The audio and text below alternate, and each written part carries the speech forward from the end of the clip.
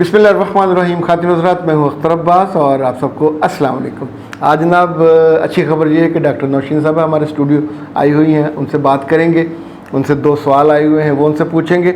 और दूसरा ये कि मिसेस शमीम इलाही और मिसेस जमशेद चौहान, इन दोनों के सवालात आए हुए हैं और थोड़े थोड़े फ़र्क के साथ हैं, लेकिन क्योंकि उनका कॉन्टेक्स्ट एक है तो हम ये भी कोशिश करेंगे कि डॉक्टर साहब से इस पर बात उनसे की जाए। मिसेस शमीम कहती हैं कि मेरी जो बेटी हैं वो ऊपर वाले फ्लोर में रहना चाहती हैं। वो कॉलेज पढ़ती हैं और ऊपर एक कमरा है जिसमें वो हमने वैसे बनाया हुआ है, लेकिन अब उसने बहुत इसरार कर रही है और इस पर उसने मूड बनाया हुआ है। और मिसेस जमशेद और मिस्टर जमशेद, इन्होंने अपने बेटों के हवाले से, इनके 3 बेटे हैं, लेकिन उसमें से एक जो बेटा है मंजिला, वो कहता है मुझे प्राइवेसी चाहिए, मैं ऊपर वाले कमरे में। यानी हर घर में चूँकि कभी पूरा फ्लोर बना होता है, कभी एक आध कमरा बना होता है, तो ये ऊपर जाने पे वो मुसर है और घर के उन्होंने हालात ख़राब किए हुए।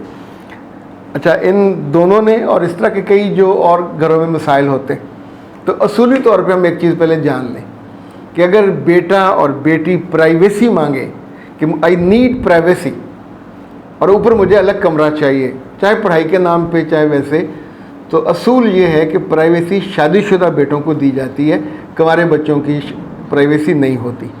उनके कमरों में तो आमतौर पर माँ बाप कुंडियाँ भी लगाने की इजाज़त नहीं देते।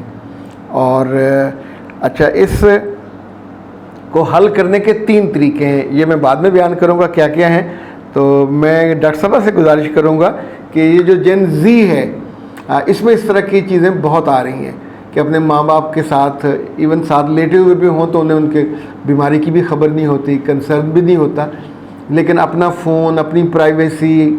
और क्या ये सिर्फ पाकिस्तान में मर्ज़ है या बाकी मुल्कों में भी ऐसा है, और वहाँ उन्होंने इसका क्या इलाज किया? जी डॉक्टर साहब, वेलकम टू द स्टूडियो। अस्सलाम वालेकुम, थैंक यू सो मच। अच्छा, ऐसा है कि ये शुरू से ही इसकी आपको करनी होगी ग्रूमिंग बच्चों की, इस लिहाज से कि जैसे बच्चा जब छोटा होता है तभी से उसको अपने साथ एक बाउंड आपको बनाना होगा। उसके लिए आप एक टाइम बैठ के खाना उसके साथ खाएं सारे मिलकर, ताकि उसको पता हो कि ये एक हैप्पी टाइम है, फैमिली टाइम है। फिर इसके अलावा आप उसके लिए उसके साथ खेलें, शुरू में उसको साथ अपने किचन में लेकर खड़े हों, कोई उसकी मर्ज़ी का खाना बनाना सीखें, उसे सिखाएं, यानी उसको साथ इन्वॉल्व रखें, अपनी दुनिया अलग करने ना दें। इससे पहले कि वो फ़ोन की दुनिया में जाके घुस के बिल्कुल अलग हो जाए, उसको अपने साथ साथ थोड़ा थोड़ा थोड़ा थोड़ा एक बाउंड बना के रखें। डॉक्टर साहब, बात माएँ कहती हैं कि लड़कियाँ खाने के मौके पे आती नहीं है, ट्रे बना के उनको भेजनी पड़ती है। यानी अब लड़कियों के बारे में तो ये तस्वर भी नहीं कर सकते ना, उन्हें तो माँ के साथ हाथ बटाना चाहिए, खाने के वक्त हो भाइयों को, अब्बा को टेबल पे खाना लगाना चाहिए। तो ये क्या ड्रामा होता है कि वो ट्रे बना के उनके घर, उनके कमरे में पहुँचाई जाए? अच्छा, ये कल्चर जो है हमारे पाकिस्तान में ज़्यादा बन गया है। बाहर के ममालिक में अगर देखा जाए तो बच्चियां जो हैं उनकी, मतलब आप सोच भी नहीं सकते, उनके नेल जो हैं वो दे आर डन, उनके बहुत खूबसूरत नेल आप बने देखेंगे, उनके बाल बने हुए देखेंगे। कभी भी आप नहीं देखेंगे कि वो बिल्कुल तैयार आपको फील ना हो, चेहरे से, बालों से, नाखूनों से रफ टफ नहीं होंगी। इवन के यंगस्टर से लेकर जो उनकी बाहर जितनी भी काम करने वाली लड़कियां हैं या स्कूल की हैं, वो बड़ी नीट एंड क्लीन होती हैं। यानी उनको सेल्फ ग्रूमिंग उनकी बड़ी अच्छी वो करना आती होती है, अपने आप की पहचान होती है। हमारे जो बच्चे हैं कमरों में बंद, गंदे कपड़े पहने हुए, सारा दिन बिस्तर पर लेटे हुए रील स्क्रॉल कर रहे हैं, खाने का होश नहीं, साफ़ सुथरा होने का होश नहीं, सेल्फ हेल्प नहीं, उठ के पकाने का होश नहीं। मतलब वो फिर माँ जो है वो लाडला बच्चा बना के। ये सेल्फ हेल्प से क्या मुराद है आपका? बच्चा क्या करे? सेल्फ हेल्प बच्चे को स्टार्ट से ही सिखानी चाहिए। जब बच्चा घर में दाखिल हो, बैग अपना खुद रखे, जबकि माँ ना पकड़े उसको, ये नहीं उसका बोझ उसको खुद लेना आना चाहिए। ओके, अच्छा, ये जो माएँ हैं मिसेस शमीम, वो अपनी बेटी को, अब वो इतनी लाडली है, ऊपर जाना चाहती है, तो हमें क्या प्रॉब्लम है इजाज़त उन्हें दे देते हैं। देखिए, लाडला और मोहब्बत जिससे जो आपका सबसे क़ीमती और अहम चीज़ होती है, उसका ख़्याल ज़्यादा रखा जाता है, ना कि आप उसको एक अलग दुनिया में फेंक दें, एक ज़िंदा कब्र में फेंक दें कि चाहे आप इंट्रोवर्ट हो जाएं, एक अलग ख़याली दुनिया। अगर देखा जाए, तन्हाई दूसरा शैतान होता है। आपको अगर अलग कमरा देना ही है तो 40s में आती हुई एक मदर के अंदर कितनी गर्ज होगी कि वो सीढ़ियाँ कितनी बार चढ़ेगी और कितनी बार उसको देखेगी अपनी बेटी से मिलने के लिए।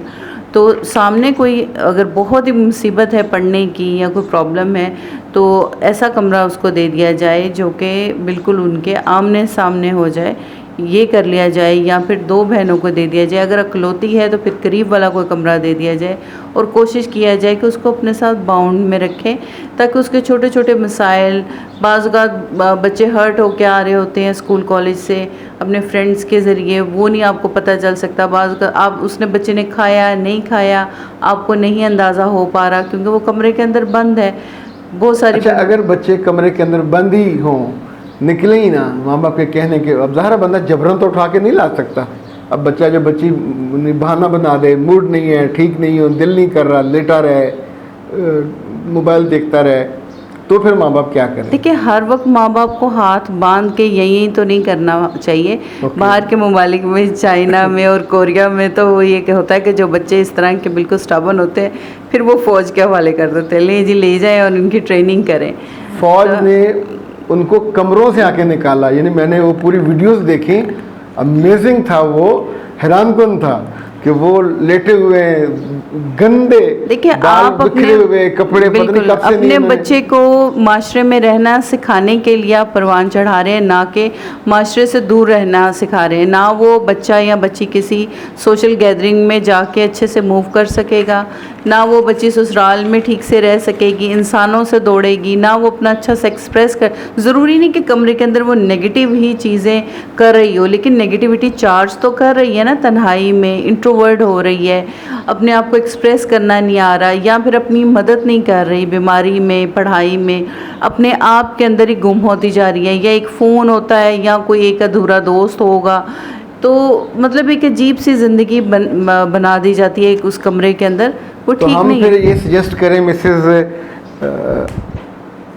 चौहान को और मिसेस शमीम को कि वो अपनी बच्ची को अलग कमरे में, या अपने बेटों को अलग कमरे, ऊपर वाले फ्लोर में रहने मतलब की इजाज़त में, पोर्शन ना दे, पैसिव ना बने। पैसिव होता है कि आपके कोई पास से गुजरे, आपको लाइन में से क्रॉस कर जाए, आप नकल कर, आपकी चीज़ों की नकल करने लग जाए, आपकी चाबी उठाए चला जाए, यानी आप किसी पे रिएक्शन ही ना करें, तो फिर चीज़ें आपकी मर्ज़ी ख़िलाफ़ होती जाएंगी और आप नोबडी हो जाएंगे।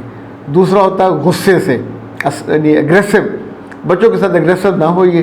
तीसरा असर्टिव है, बिल्कुल उसको साथ पकड़िए कि बेटा ऊपर तो नहीं जाना, ये क्रॉस हो गया, अब और ये ऑप्शन है हमारे पास, ये कर लेते हैं। तो असर्टिव हो, लॉजिकली उसको बताइए और उसका नुकसान भी बताइए। अभी कुछ चीज़ें हम नहीं बता पाते, अकेले होने के बाद बच्चे जब अपना नुकसान कर बैठते हैं और ब्लैकमेलिंग का शिकार होते हैं या फिज़िकली भी नुकसान अपने आप को पहुंचाते हैं, तो यही फिर माँ बाप हैं जो बाद में तंग होते हैं और उनको ये सारा दुख भुगतना पड़ता है। अख्तर अब्बास को दीजिए इजाज़त। अस्सलाम वालेकुम।